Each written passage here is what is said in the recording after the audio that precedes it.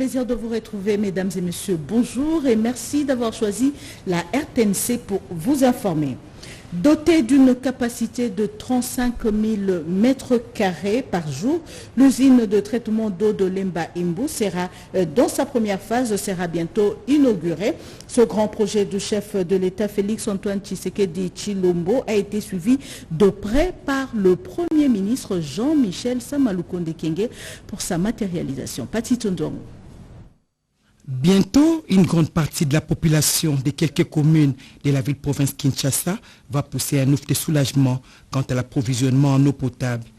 L'usine de traitement d'eau de Lemba Imbu, d'une capacité de 200 000 mètres cubes par jour, devant desservir plus de 4 millions d'habitants des communes de Kimbanseke, Matete, Kisenso, Njili, Mongafula et Prête, dans sa première phase, dotée d'une capacité de 35 000 mètres cubes par jour.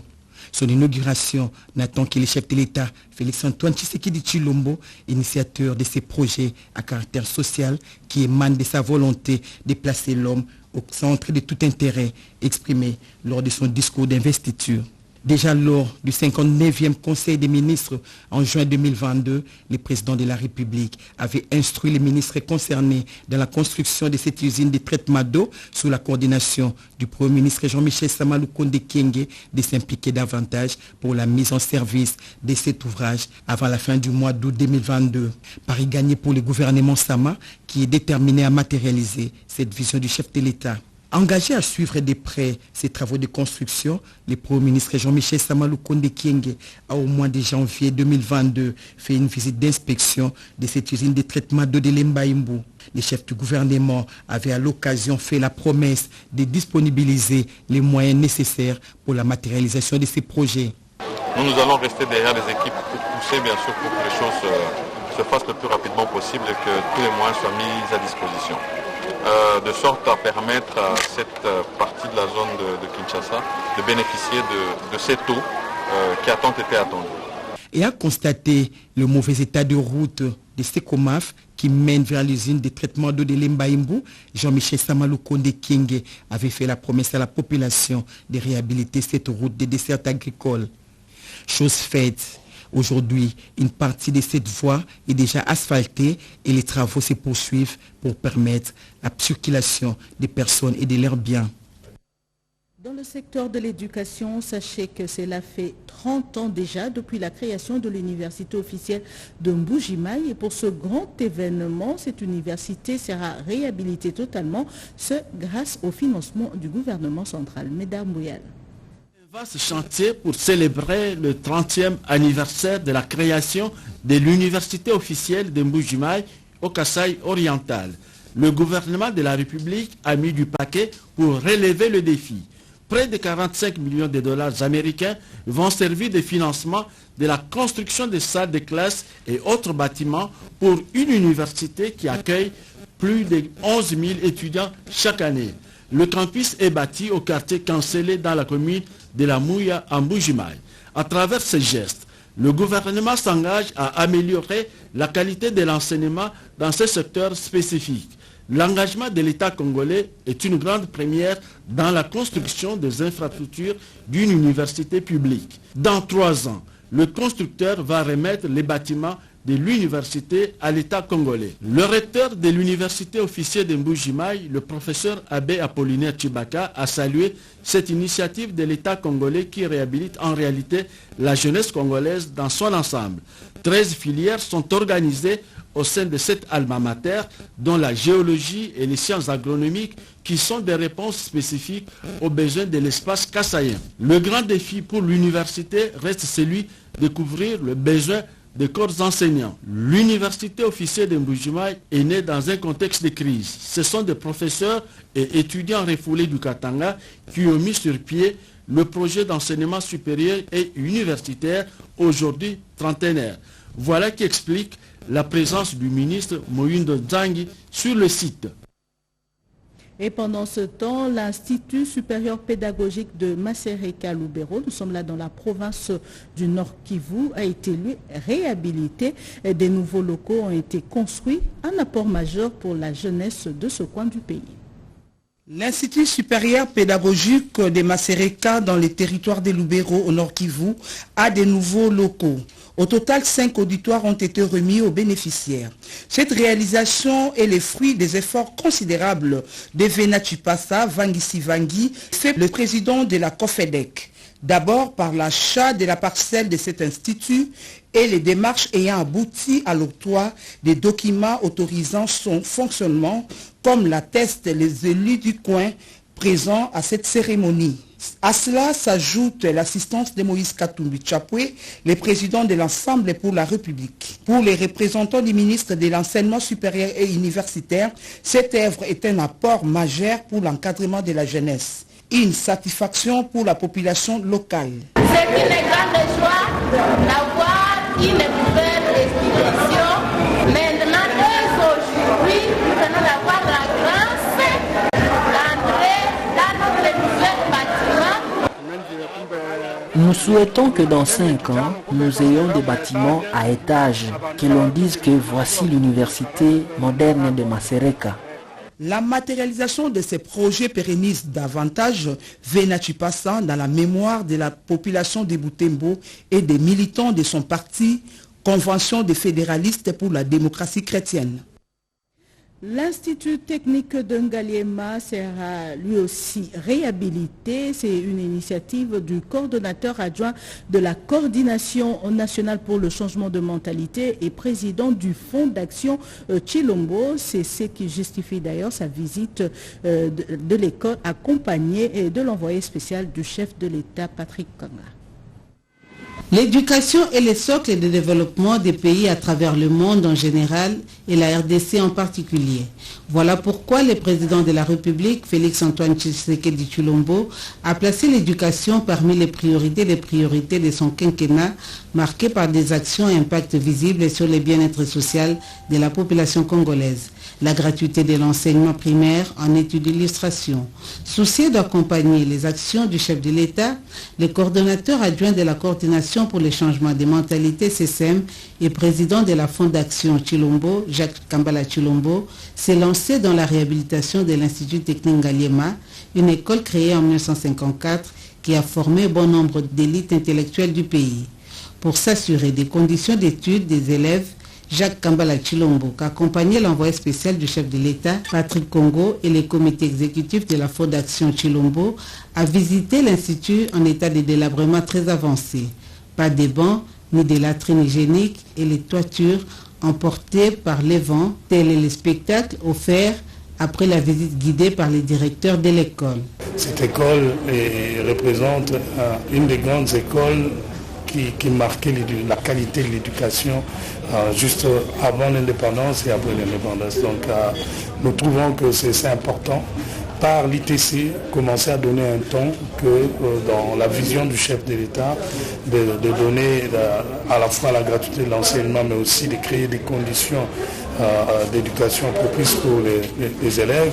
Nous donnons un ton, nous commençons ici à Lukunda, nous commençons par l'ITC et nous allons nous étendre sur différentes écoles. Chaque année, cette école perd 500 élèves à la rentrée scolaire. Sa réhabilitation sera pour les élèves et les corps enseignants une bouée de sauvetage. Parlons à présent de l'exploitation abusive de l'or par les étrangers constatée dans la province du Haut-Ouélé, situation désapprouvée par le gouvernement congolais lors de son dernier conseil de ministres, nous dit Edith Chala.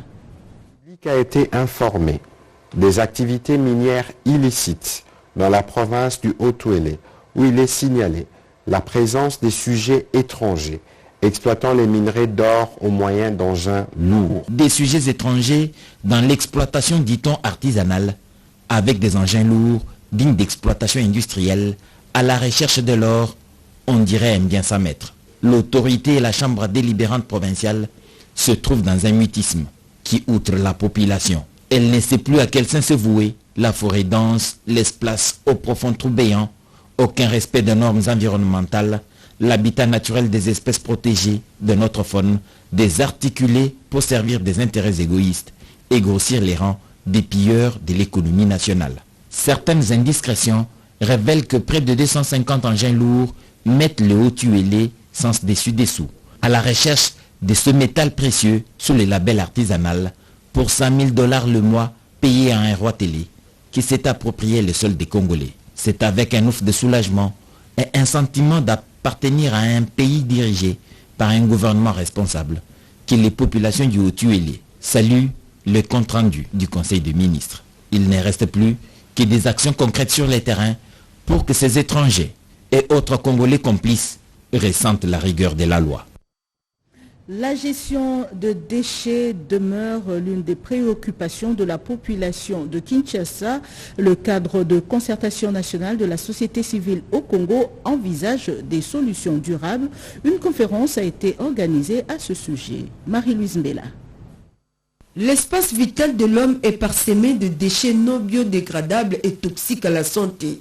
D'après les statistiques, la ville de Kinshasa produit 10 000 tonnes de déchets par jour, dont 2 500 tonnes de déchets plastiques. Face à cette situation désastreuse et dévastatrice de l'environnement, le cadre de concertation nationale de la société civile du Congo, dans son groupe thématique infrastructure, transport, NTIC, affaires foncières et habitat, envisage d'apporter des solutions durables.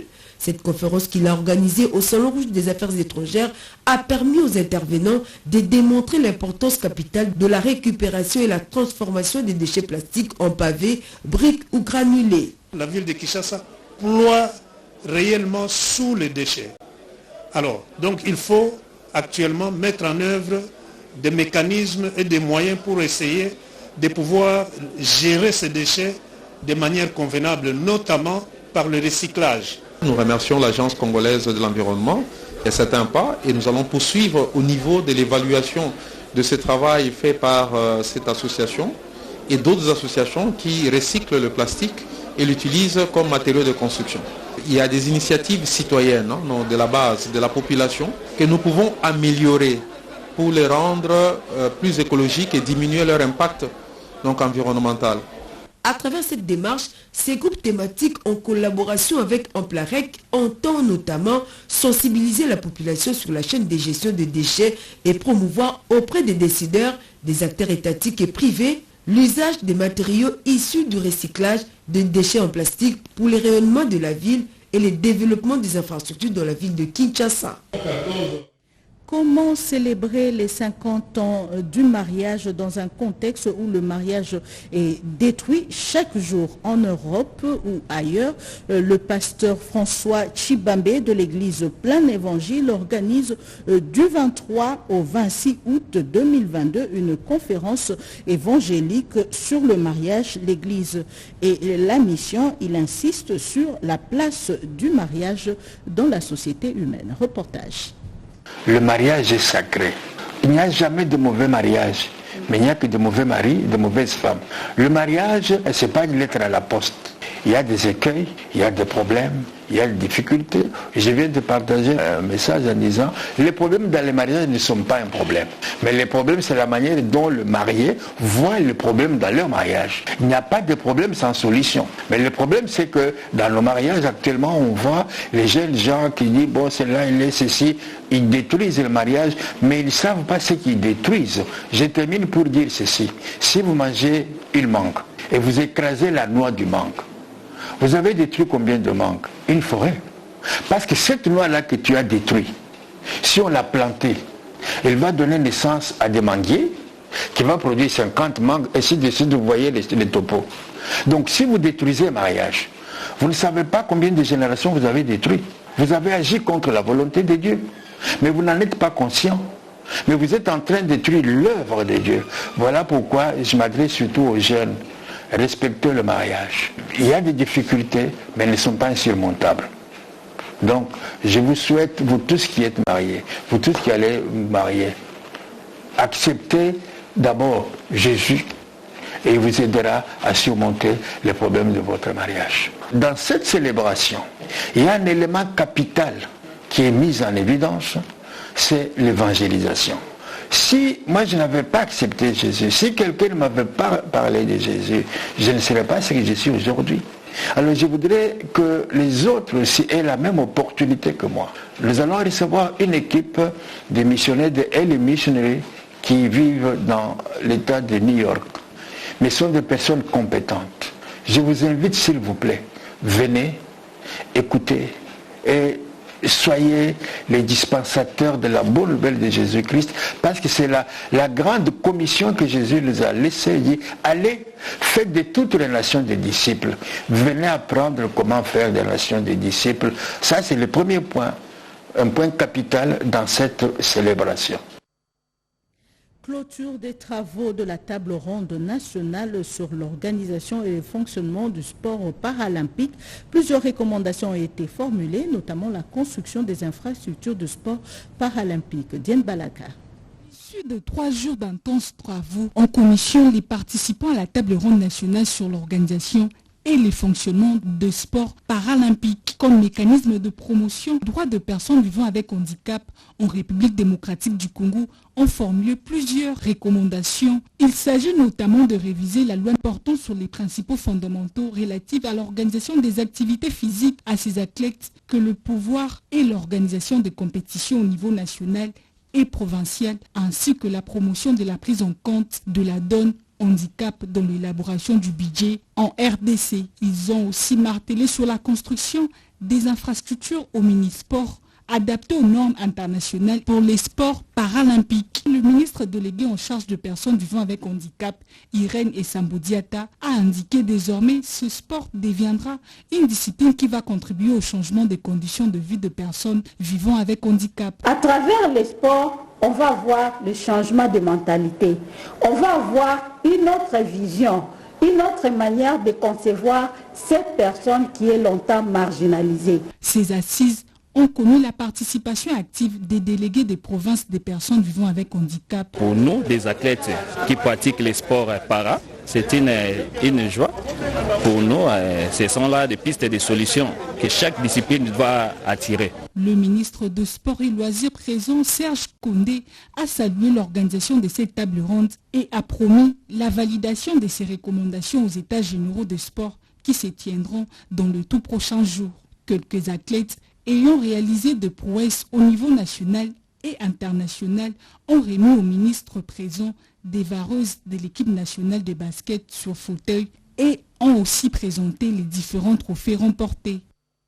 Puisque nous parlons déjà de sport, sachez qu'initialement prévu du 20 au 24 août 2022, les états généraux ont été reportés à une date ultérieure. Les raisons du report avec le ministre des Sports et Loisirs, Serge Kondé. Il est au micro de Laurent Gala et Fidel Ngakole. On devrait commencer les travaux des assises des états généraux qui sont tous dans le Congo central.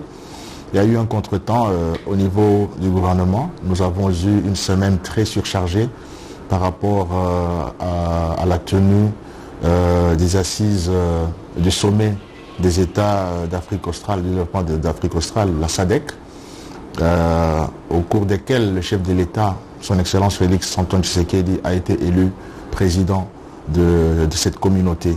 Du coup, ça a perturbé beaucoup de choses sur le plan logistique. Parce que nous-mêmes, en tant que ministre sectoriel, on a eu beaucoup de responsabilités que la hiérarchie nous a confiées par rapport à ces assises de la SADC. À part cela, il y a nos invités qui sont encore en train de venir parce qu'il y a eu des contretemps quant à leur mouvement des provinces jusqu'à Kinshasa. Comme vous le savez, les 120 participants aux États généraux ne sont pas tous de Kinshasa. Ils proviendront, je crois, à 60% des 26 provinces de notre pays. Du coup, il y a des irrégularités par rapport au vol. Alors on voudrait mettre tout le monde au même pied d'égalité, mettre tout le monde à l'aise. Et on a décidé que tous les invités soient à Kinshasa pour qu'au finish, on puisse les expédier sur Mbouela et lancer les assises sans qu'il n'y ait des retardataires. Et c'est par ici que nous terminons ce journal réalisé par Patrick Bapuila et Papi Volé. Émile Zola, Barbosa Masela et Alain Gallet étaient à la technique. Le prochain rendez-vous d'actualité, c'est tout à l'heure à 13h30 avec Bobo Mokondi. Excellente suite de programme sur la RTNC.